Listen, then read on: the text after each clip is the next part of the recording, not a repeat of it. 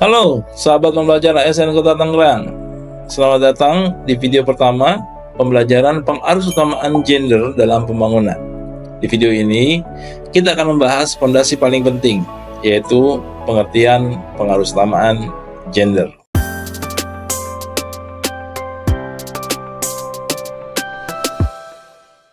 Apa itu pengarusutamaan gender? Nah, untuk membahasnya, kita awali dengan beberapa pertanyaan reflektif. Dalam perencanaan infrastruktur kota, semisal trotoar dan fasilitas umum, ada beberapa pertanyaan semisal, apakah pembangunan infrastruktur tersebut sudah memperhitungkan kebutuhan ibu hamil, penyandang disabilitas, dan lansia? Apakah trotoar cukup lebar dan landai untuk pengguna kursi roda? Apakah halte bus aman dan nyaman untuk perempuan yang pulang malam dari tempat kerja? Begitu pula dalam pelaksanaan musrenbang tingkat kelurahan. Ada pertanyaan seperti, apakah perempuan, termasuk ibu rumah tangga, kader posyandu, dan remaja putri ikut diundang untuk menyampaikan kebutuhan mereka? Atau hanya tokoh laki-laki yang mendominasi forum? Hal-hal seperti ini seringkali tidak dianggap penting. Padahal, justru disitulah letak masalahnya. Ketika kebutuhan sebagian kelompok tidak terlihat dan tidak didengar. Disinilah pengarusutamaan gender memainkan peran penting.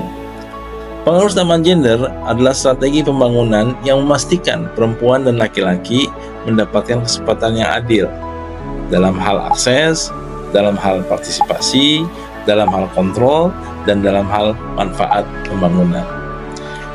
Pengarusutamaan gender bukan hanya proyek khusus, bukan juga proyek tambahan, tapi bagian dari cara berpikir dan bekerja kita di setiap tahapan pembangunan, mulai dari perencanaan, pelaksanaan, hingga evaluasi. Di Indonesia, pengarusutamaan gender ini sudah memiliki dasar hukum yang kuat, yang mengamanatkan bahwa semua instansi, baik instansi pemerintah pusat maupun instansi pemerintah daerah, wajib mengintegrasikan perspektif gender dalam semua kebijakan, program, dan kegiatannya. Nah, apa tujuannya? Tujuannya adalah untuk meningkatkan kualitas hidup perempuan dan laki-laki, untuk mencapai kesetaraan, dan untuk membangun keadilan, baik di rumah tangga maupun di masyarakat. Sahabat ASN, pengarusutamaan gender bukan hanya tugas Dinas Pemberdayaan Perempuan, tapi tugas semua pihak. Semua pihak harus terlibat.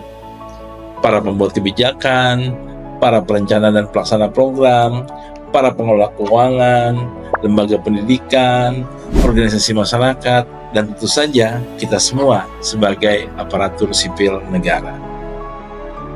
Nah, agar PUG berhasil atau agar pengarusutamaan gender ini berhasil, akan dibutuhkan komitmen pimpinan, struktur kelembagaan yang mumpuni, data terpilah berdasarkan jenis kelamin, sumber daya manusia yang paham isu gender, anggaran yang responsif gender, dan dukungan dari seluruh masyarakat.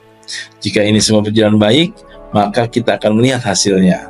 Kebijakan yang lebih adil, program yang menjawab kebutuhan semua pihak, dan keterlibatan warga yang lebih seimbang.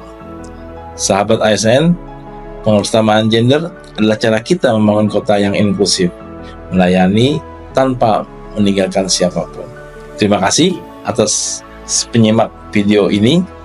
Sampai jumpa di video kedua yang akan membahas tentang tujuan dan manfaat pengarusutamaan gender. Tangerang Golfo, ayo belajar.